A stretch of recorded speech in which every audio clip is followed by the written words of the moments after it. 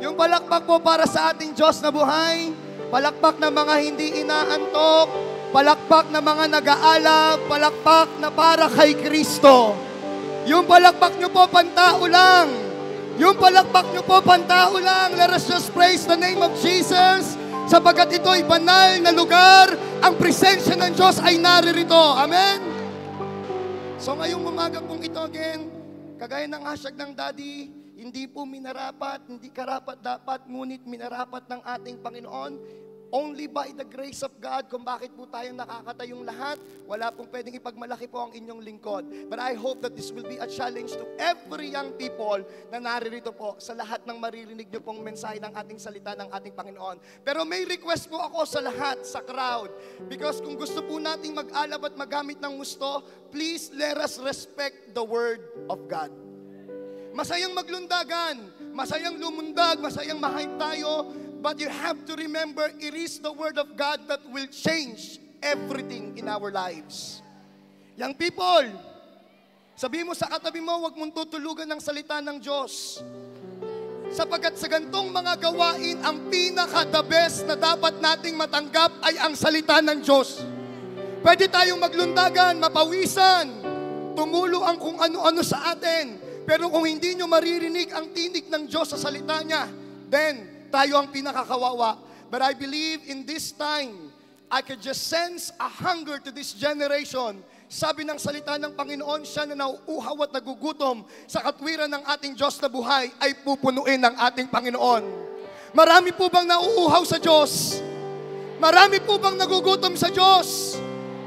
At kung nagugutom at nauuhaw ka, hindi ka nagkamali sapagkat ang Diyos ay may magandang plano sa bawat isa sa atin. Sabihin mo sa katabi mo, humanda ka. Let us pray. Father in heaven, in the name of your Son, Jesus, and by the power of the Holy Ghost, as your word says, depart from you, we can do nothing. Depart from you, we are useless. That's why we surrender everything unto you, God. Wala po kaming ipagmamalaki, wala kaming itataas, kung hindi ikaw lamang, Panginoong Kristo. And thanks be to God who gives us the victory through our Lord Jesus Christ. Even in the victory po ng paghahayag ng iyong salita, ibaba mo po kami ng mababang-mababa at ikaw lamang, Jesus, ang mataas at na parangalan sa aming kalagitnaan. We give you the praise, we give you the glory in Jesus' name, and everybody says, Amen and Amen. Mabilis na mabilis lang po ako. So ang topic ko po is about alab para sa mga young people. Okay, alab ng kabataan para sa Diyos. As Luke chapter 12 verse 49, ito po yung verse. Ang sabi doon, Jesus Christ, sinabi ng Panginoong Kristo, naparito siya dito sa mundo para magbigay ng apoy. At ang kanyang hiling, naway ito'y mag-alab. Sabi mo sa katabi mo, naway nag-aalab ka. At pinagpala po ng Diyos ang kanyang salita. See, you have to understand, to all of us as a church, the very source of the fire is the Holy Spirit Himself. The very source of the fire is God Himself. Hindi siya emosyon, hindi siya basta-basta lang, pero katotohanan siya na ang banal na Espiritu at ang Panginoong Kristo ang nagbibigay sa atin ng apoy. Kung bakit kayo naririto, yung iba sa inyo ang aga-aga nyong pumunta dito, it's not just kasi may nag-invite sa atin, kasi kahit may mag-invite sa atin, kung hindi na naisin at loloobin ng Santong Espiritu, wala kayo dito. Pero salamat sa Panginoon, sapagkat napakinggan nyo ang hipo ng Diyos na buhay ngayong araw na ito, at ngayong araw na ito, pag-aalabin kayo ng ating Diyos na buhay. Again, it is the source in every spiritual activities, in every spiritual thing. It is the Holy Spirit. The Holy Spirit, the Holy Spirit Himself is the very source. We thank God, bilang mga lingkod, we thank God for as a servant of the living God. But believe me, sa lahat ng mangyayari po, sa lahat po ng mangyayari dito, kami po'y daluyan lamang ng pagpapala ng Diyos. Pero ang totoong kumikilos, it is God. Ang totoong gumagalaw, Diyos. Ang totoong gumagalaw at nangungusap ang Panginoon. Hello? Ginagawa lamang po o ginagamit lang po ang inyong mga lingkod bilang sangkapan ng kaluwalhatian ng ating Diyos na buhay. Kaya pakisabi sa katabi mo, handa ka ba maging kasangkapan? And we going to see it po. Makikita po natin all throughout the Bible, ang fire is very present. When you read the Bible, yung fire po ng Holy Ghost, present na po siya.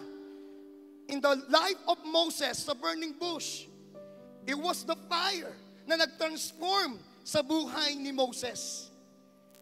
In the book of Acts, in chapter 2, when the church has been called by God, ang present doon is a tongues of fire. Kaya it is God's will, kalooban ng Diyos, at yan ang plano ng Diyos na tayo po'y mag-alab lahat. Church, tingnan mo ulit yung katabi mo, sabihin mo, nag-aalab ka ba? Again, simula pa lang nang tinanggap na natin ng Panginoong Jesucristo, when we accepted Jesus Christ as personal Savior, the fire is present. Present na yung apoy. But God says, sabi ng Panginoon sa Luke chapter 12, how I wish it is burning. Hinihiling niya na ito'y mag-alab sa ating mga buhay. That's why yung pag-burn, yung pag-aalab, it is our responsibility bilang mga mananampalataya. Sabi mo sa katabi mo, responsibilidad mo na mag-alab ka. Yung apoy, it's already there. God has given us. He is the source of the fire. Pero para mag-alab yon, responsibilidad yon bilang ng mga Kristiyano. Bawat isa sa atin, we have the responsibility na pag-alabin yung binigay na apoy sa atin ng ating Panginoon. So today, gusto ko pong i-share na mabilis yung dalawang karakteristik ng apoy. At dito po tayo, and I pray that God will continue to speak upon each one of you dito po sa mga talatang ito.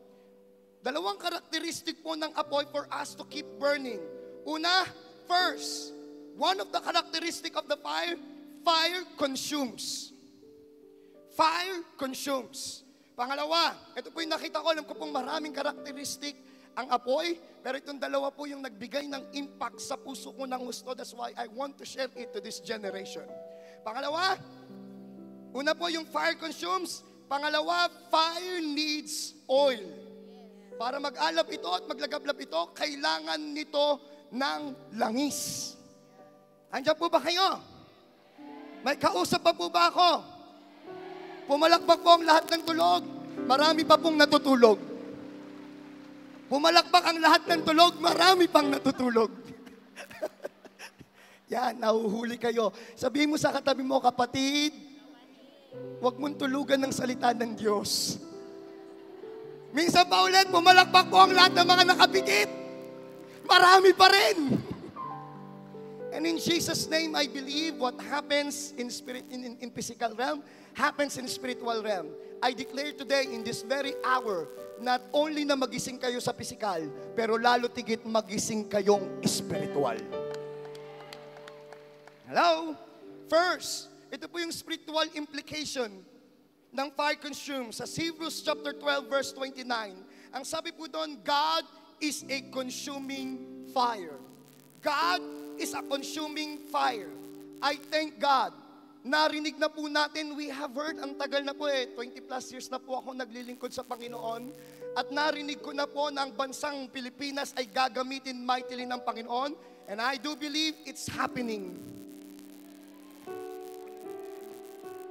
Oh, yan dyan po ba kayo?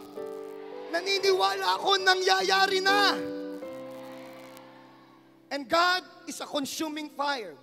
I believe ang gagamitin ng Panginoon, sad truth, but this is the truth. Ang gagamitin mightily ng Panginoon ay ang mga Kristiyano, ang mga young people na nag-aapoy at nag-aalab. Because in Matthew chapter 25, makikita po natin yung 10 virgins, yung virgins. Once in their lifetime, everybody was on fire. Lahat nag-aapoy. But along the journey, kalahati nun, nawala yung apoy.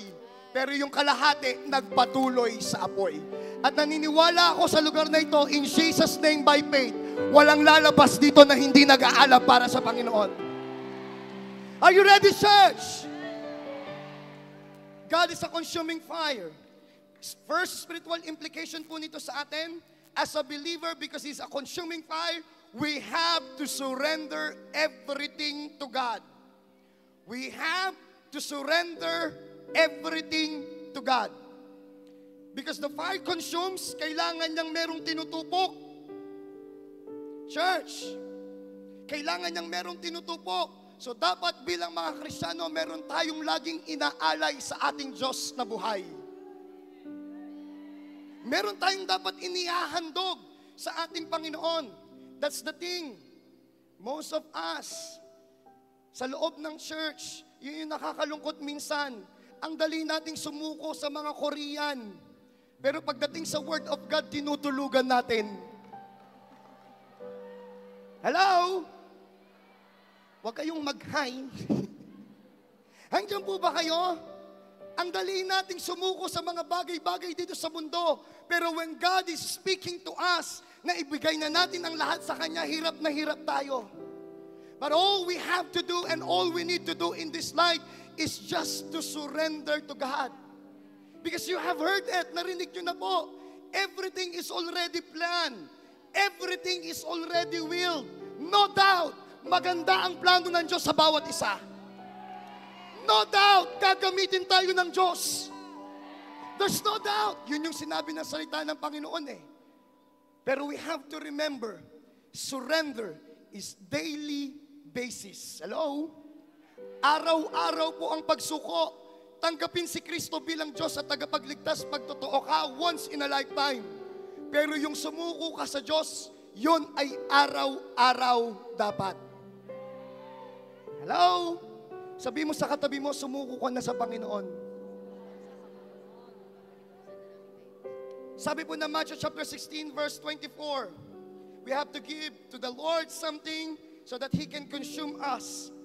Matthew 16 verse 24, sabi doon, you cannot be a disciple of God unless you deny yourself. Sabihin mo sa katabi mo, mamatay ka na. Sige, sabihin mo sa katabi mo, mamatay ka na. Sapagkat kailangan nating mamatay sa sarili.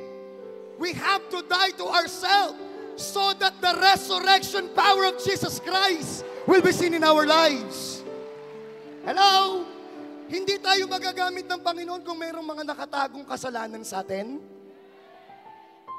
God is not able to use us mightily or to our potentials, fully potentials, kung meron tayong mga tinatagong bahid kasalanan.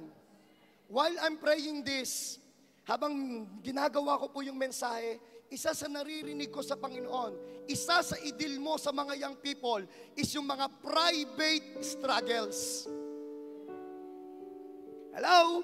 Because sad to say, kaya lumayo po ako ng onti sa pulpit, sad to say, this generation needs Christ and the Holy Spirit.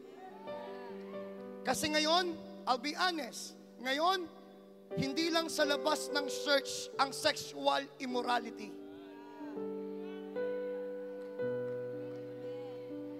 And even minsan sa loob ng church, walang nakakaalam. Young people, hindi alam ng nanay, hindi alam ng tatay, hindi alam ng pastor.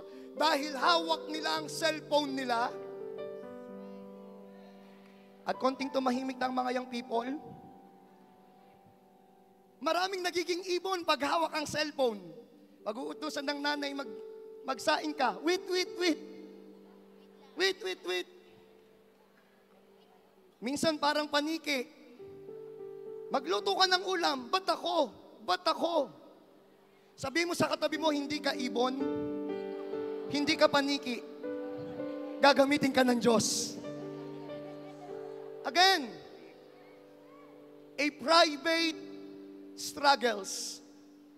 Maraming mga young people ngayon sapagkat sobra ang social media. Social media is not bad. Hindi po masama ang social media. At hindi ko po sinasabi na huwag tayong gumamit ng social media. Pero alam mo sa sarili mo kung ano ang mga dapat mong binubuksan. Alam mo sa sarili mo kung ano ang dapat mong pinapakinggan.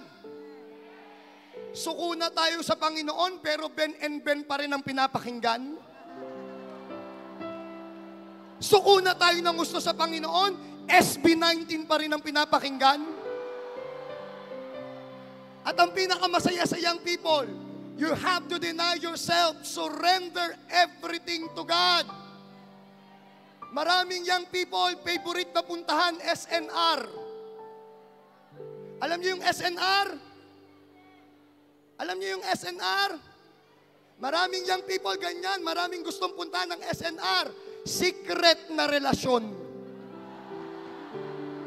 Come on! Come on!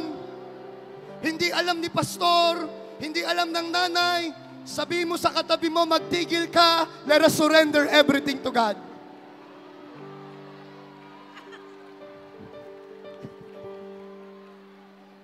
Nakikita ko po yung mga pastor, ang gaganda ng ngiti. Tingnan nyo ako, young people. Kahit nasisilaw ako ng konti. Young people, tingnan nyo ako. Payo lang. Payo na nakasulat sa salita ng Diyos. Kahit pogi, kahit mabango, kahit matangos ang ilong, pero kung hindi Kristiyano is a no-no. How? Mga lalaki, kahit mahaba ang buhok, kahit sexy, kahit maganda, pag hindi Kristiyano, it's a no-no. Sabihin mo sa katabi mo, kapatid, isuko mo na lahat.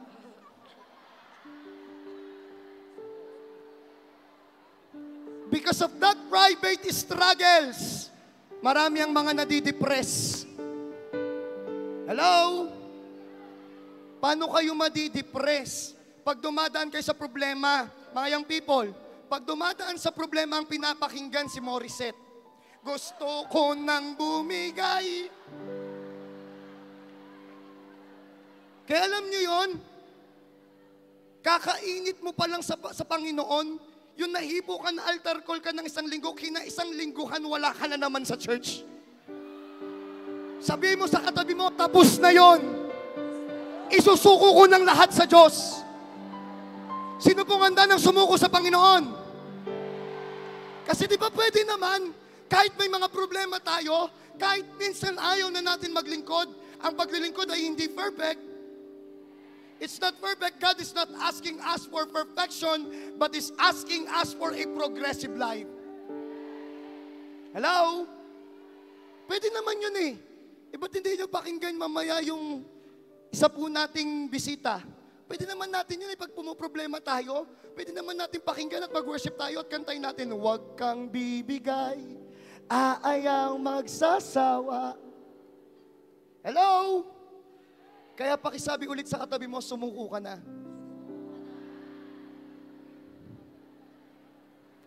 Please, let's be honest. Let's be honest. Sino man po ang nangangailangan at kinakausap ng Diyos na kailangan mong sumuko sa Panginoon, please raise up your hands. Taas mo po yung kamay mo. Again, kung kinakausap ka ng Diyos, hindi po ito pilitan. Pero alam mo sa sarili mo na kailangan mong sumuko. You have to go under in the shadow of the mighty wings of the Lord. Please raise up your hands. At kung meron po kayong mga katabing pastor, may katabi po kayong leader dyan, I'll give time. I'll give time. Kung meron po kayong katabing mga leaders, mga pastor nyo po na nandyan, please, yung mga pastor po at mga leaders po natin within the church, sa mga nakataas kamay, I'll give a minute. Please pray for them. Those people who really badly need to surrender themselves to God. May the fire of the Holy Ghost consumes you as you surrender to the Lord. Oh my God, we surrender to you.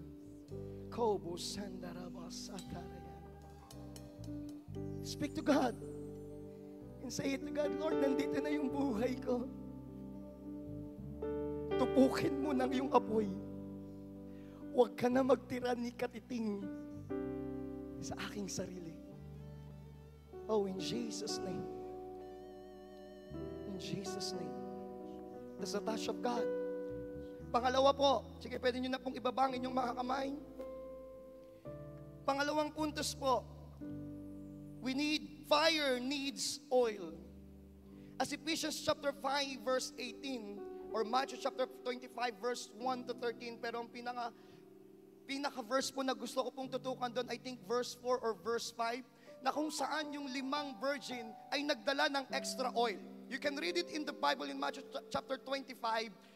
5 wise virgin, lahat po sila pare-pareho na nagsimula na may apoy. Pero along the journey, 5 doon, nawalan ng apoy at naiwan. So totoo po pala talaga na meron mga Kristiyanong pwedeng maiwan. Hindi po ako nananakot. Sa totoo lang. Hello? Ulitin ko ulit. Sa totoo lang, may mga Kristiyanong pwedeng maiwan.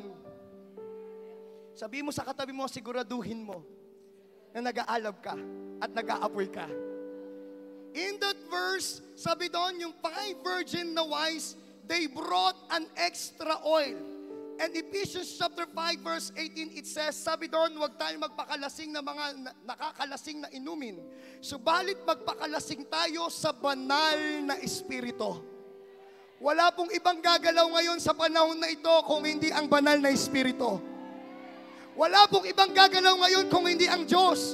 Pwedeng ilakas ko ang boses ko. Pwede kung ano-ano ang gawin ko. Maliban na gumalaw ang banal na Espiritu sa buhay nyo, walang mangyayari. But if you can just sense the move of the Holy Spirit in your life, then I'll tell you, one touch is enough to change you.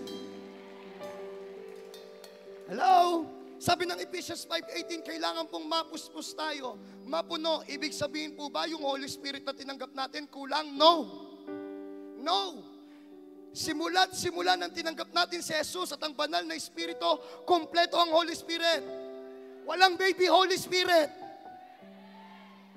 Walang kulang na Holy Spirit. And find it in your Bible, kahit si Satanas pa ang umarap sa atin. If we have the Holy Spirit, no one can be against us. Sabi mo sa katabi mo, ngayon, bakit ka naiiyang mag-share? Sabi mo ulit sa katabi mo, bakit ka naiiyang pumunta ng prayer meeting? For us to be filled, for us na manatili po yung oil natin, simple lang po, hindi na rin po secret, we have to be faithful in our spiritual discipline. Sabi mo sa katabi mo, maging disiplinado ka sa spiritual na buhay mo. First, you really want na mag-burn ng gusto? Magbasa po kayo ng Bible. My prayer in this generation, hindi lang po tayo tatalino sa Bible. Kasi sobra ng maraming may alam sa Bible. What we need today is the very revelation of the Lord Jesus Christ in the Word. No doubt, when we read the Word, tatalino po talaga tayo. No doubt, pag nagbasa tayo ng Bible, magkakaroon tayo ng information. Pero unless that Jesus Christ and God is revealed in the Word, then that's the moment that there will be transformation in our lives. Hello? Kaya yun nakakalungkot. Sa mga gantong gawain po, I'll tell you, i-amplify po ng gantong body ministry, ina-amplify lang po yung bawat ministry nyo sa local church. Hello? Kaya nga di ba one day ang saya-saya natin dito, pero yung totoong labanan pagtapos nito. Hello? Ganyan pa rin kaya yung lundag natin? Ganyan pa rin ba yung pagbabasa natin ng Bible pagtapos ng gising kabataan? Hello? We have to be disciplined in our spiritual life. Read your Bible every day and find the very person of the Lord Jesus Christ in the Word. And you will never get wrong. You will never get wrong. Hindi po madaling maglingkod. Pero kung alam mo yung Diyos ay nasa sayo, lahat ng bagay, kakayanin mo. Sige po, palakpakan po natin ang Panginoon.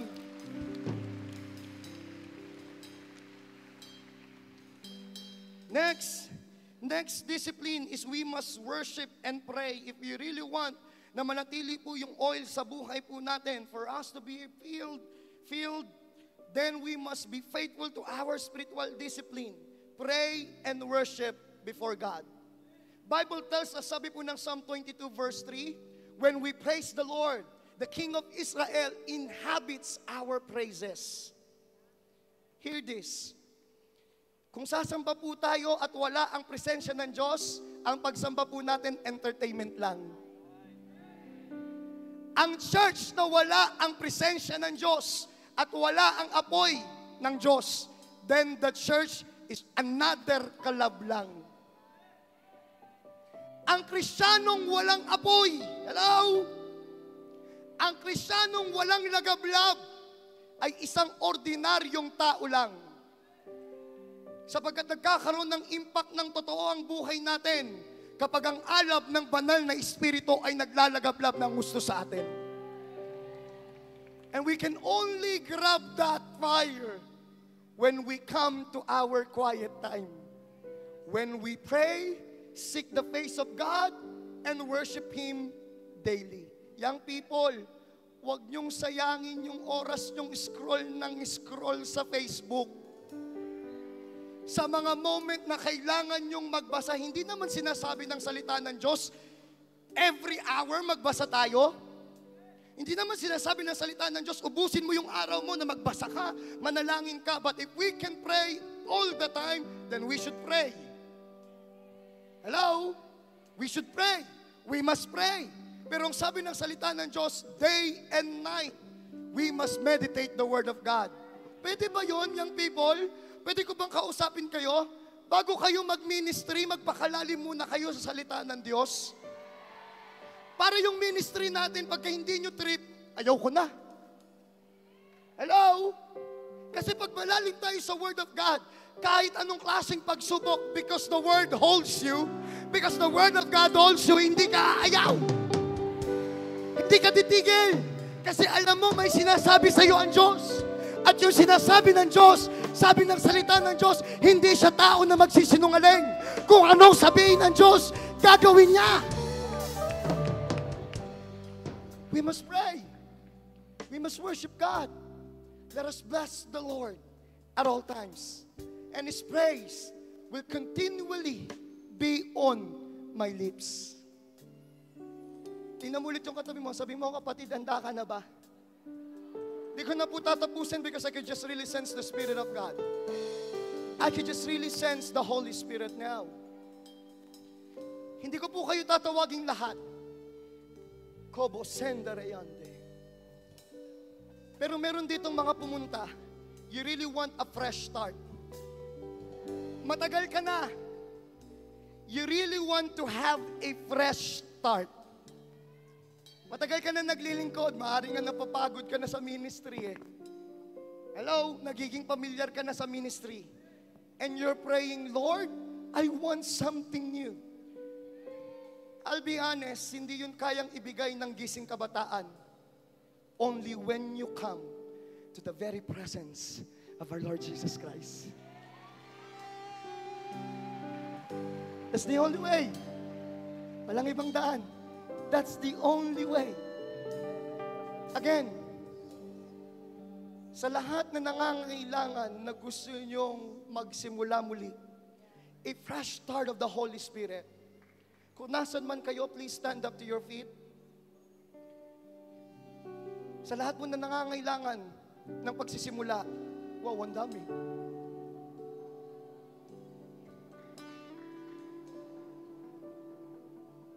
You really want a fresh start, a fresh touch, a fire that consumes you, a fire that deep within. This is my prayer. Tapos na yung panalangin natin, nahihingin natin yung Santong Espiritu na bumaba. Ang hihilingin natin yung apoy na nagmumula sa inyo because the Spirit is within you.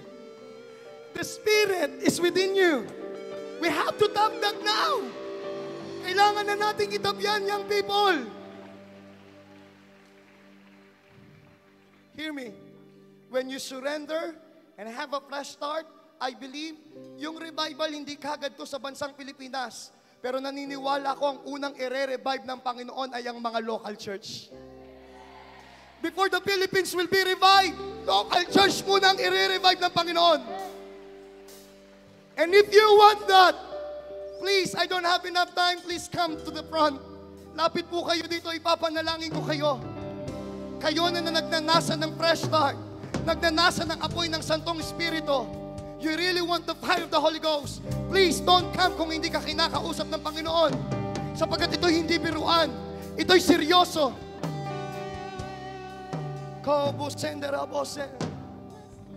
Oh my God.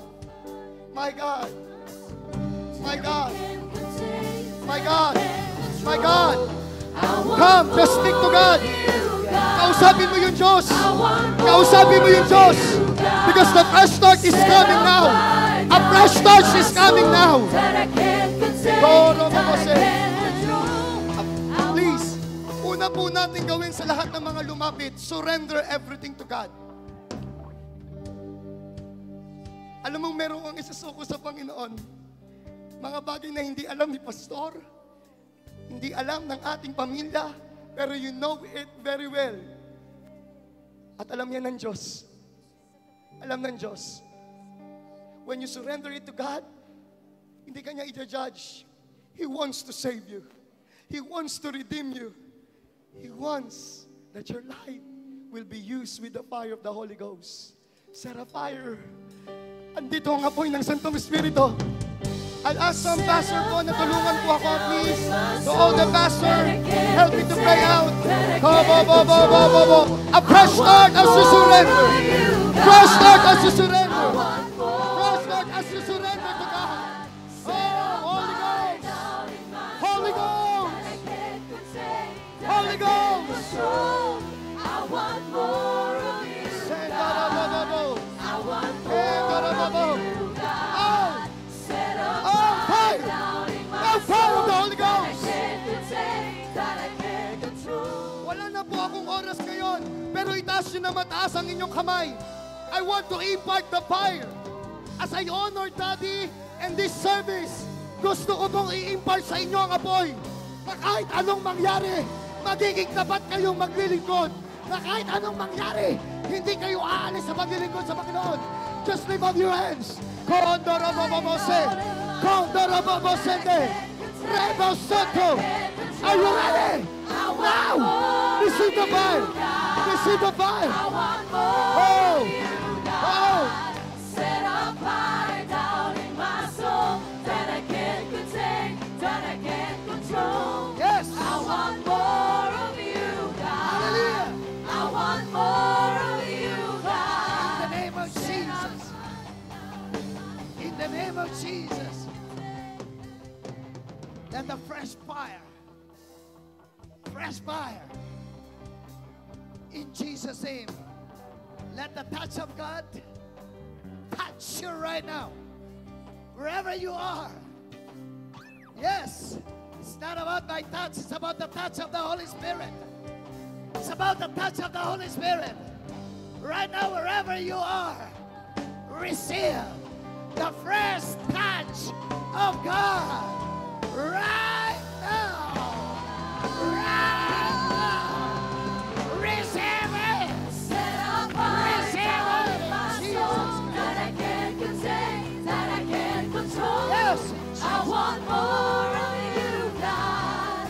I want more of you, God. Set a fire down in my soul that I can't contain, that I can't control. I want more of you, God. I want more of you, God. The first touch of the fire of the Holy Spirit is here. Ang una niyang aapuyan ay yung mga nakatagong kasalanan. Lahat ng mga kasalanan na dapat mawasak, lahat ng mga kasalanan na dapat pag-abo at maalis sa ating mga buhay. Hallelujah! God knows you. God knows you. God knows you. The Holy Spirit knows you very well. Right now, in the name of Jesus Christ of Nazareth, let the fire of the Holy Spirit, by the power of His blood, by the power of the blood of Jesus, cleanse each one of you. Cleanse each one of you. In the name of Jesus Christ of Nazareth, cleanse each one of you. Cleanse each one of you. Oh, Rama Shakata Rabahande. Kirababa Shanda Rabahande. Yes. Yes. Wherever you are, as you raise up your hands unto God, the Lord is touching you already. The Lord is touching you already. Hallelujah. The Lord is cleansing you. The Lord is cleansing you. Hallelujah. Yes, Father. Yes, Lord. Yes, Lord. Don't hold it, don't hold it. The touch of the fire of Jesus, the touch of the fire of the Holy Spirit is in you right now. Is in you right now. At this very moment. In the name of Jesus Christ of Nazareth. Oh, Rabba Sharaba. Sharaba Kaparaba. In the name of Jesus. Yes, Lord. Yes, Lord. Thank you, Lord. Now the fresh touch. The fresh touch. Receive the fresh touch of God. Hallelujah. You will be refreshed right now. You will be refreshed. You will be refreshed in the way you serve the Lord. You will be refreshed right now in the name of Jesus Christ of Nazareth. The refreshing touch of the Holy Spirit. The refreshing touch of the Holy Spirit is moving right now. Moving right now. Moving right now. Moving right now. Moving right now. Moving right now. Moving right now. Touching you right now. Oh, Ramasaka. Yes. Set a fire down in my soul that I can't contain, that I can't control. I want more of you, God. Yes, I want Holy Spirit. more of you, Yes, God. Holy Spirit. Set a fire down in my soul that I can't contain, that I can't control. I want more of you, God. Father, I thank you, oh God. I thank you that you refresh each one of us. Just receive it. Just receive it. Just receive it right now.